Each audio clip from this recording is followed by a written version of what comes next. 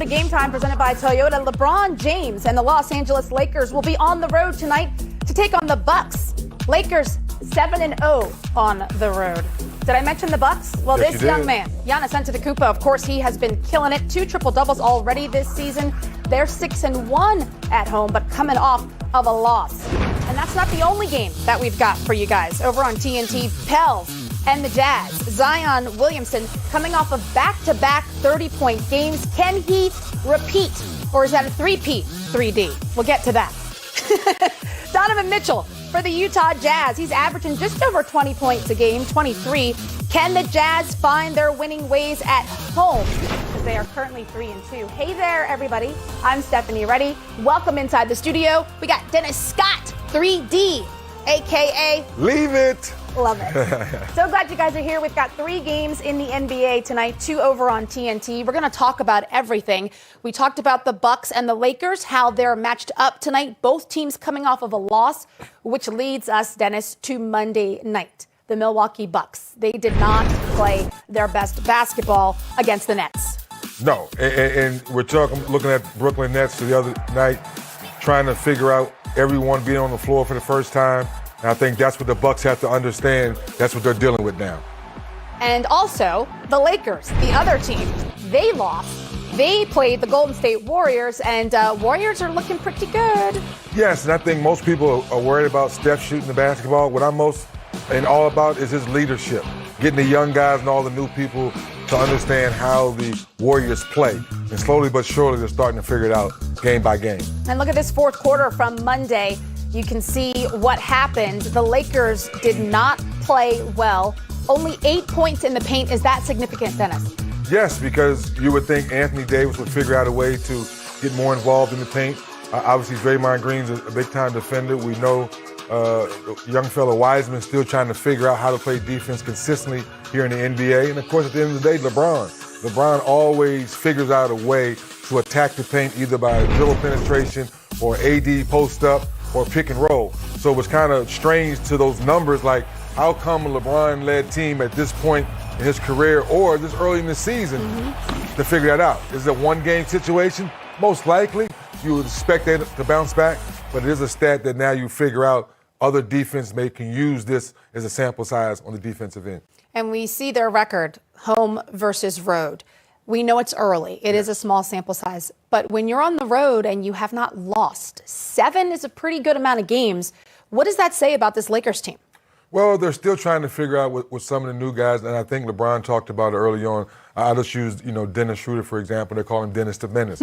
But guys like that who have been bounced around a little bit, they've gotten decent contracts, but now he's learning how to be a champion. And you don't learn how to be a champion overnight, otherwise everyone will be doing that stuff. You've been around a long time, you understand this game as well. So I think guys like that come into a situation saying, this is how we prepare each day. This is how I need to prepare myself because this is an important piece to try to win a championship. Now, this matchup tonight, Lakers and Bucks, a lot of people thought that was going to be the finals matchup from the previous season. So what are we expecting out of this matchup tonight?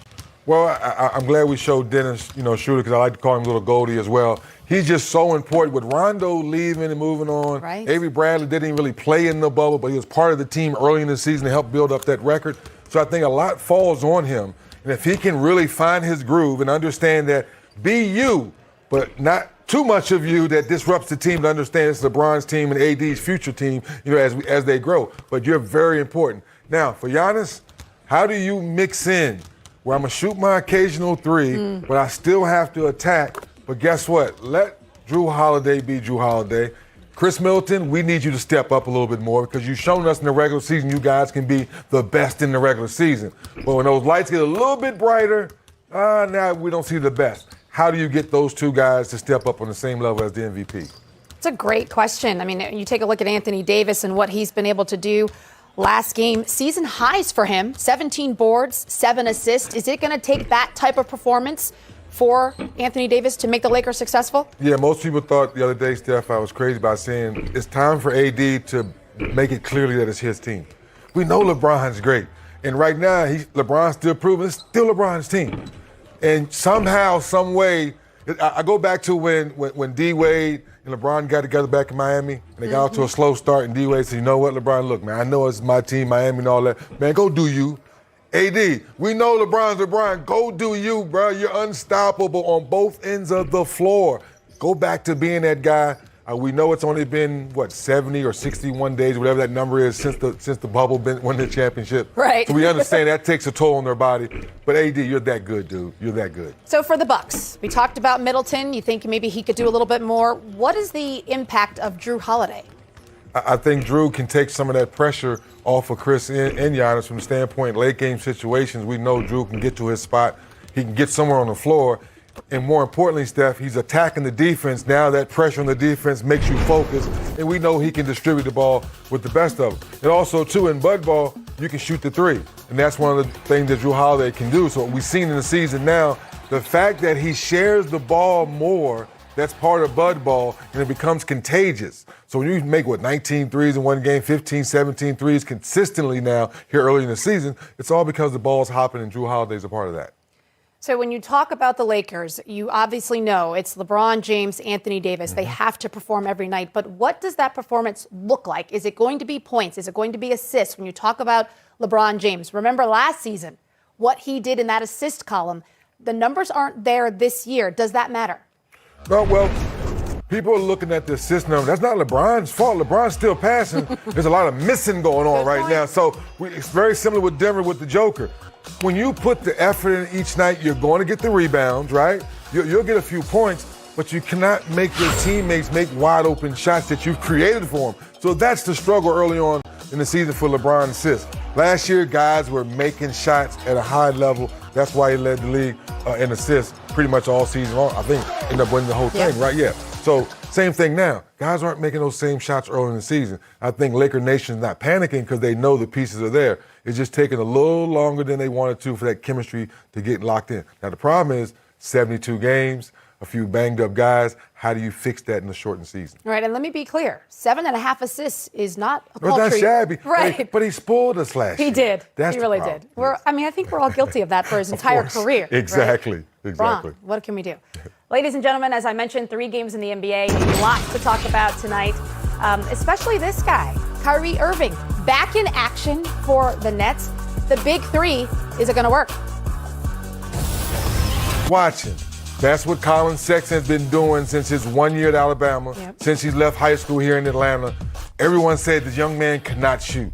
Well, if that's what cannot shoot is in the fourth quarter and overtime, going against an all-star, going against an Olympian, going against a champion, then guess what, people? That's what hard work is. That's what putting in work is. That's what they say as the youngsters say, I'm in the gym putting in that work. Y'all don't want this smoke. Well, guess what? Colin Sexton took that smoke, took Kyrie Irving the other night, to the Brooklyn Nets. So the toughness, having that nickname as the young bull on his back, it was just fun to watch that. Was. You know what? We know Cleveland doesn't have a great talented team. We know they have some good pieces. We know they're low to the totem pole. But one thing Coach Bickerstaff has done is made sure these guys compete every night, and they've done that as a big win for them.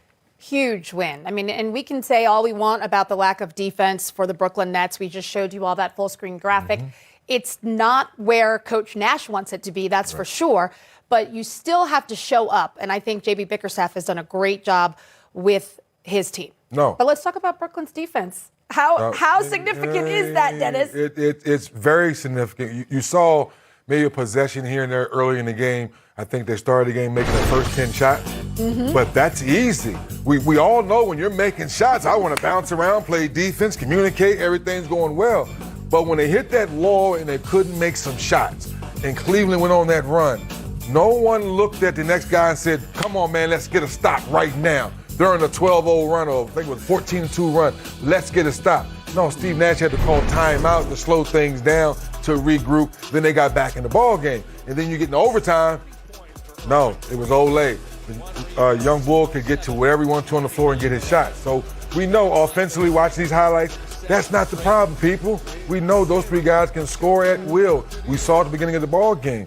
It's going to be late game situation before overtime. Game was tied. I think they were up 1. They had a chance to go ahead and put things away. You had to get a stop. Young Bull comes down, knocks down a huge 3. We go to overtime.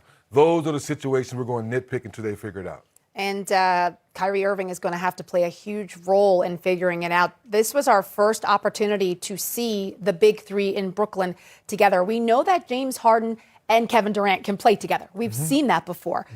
How can Kyrie fit in with those two MVPs and make this thing work? Kyrie, check your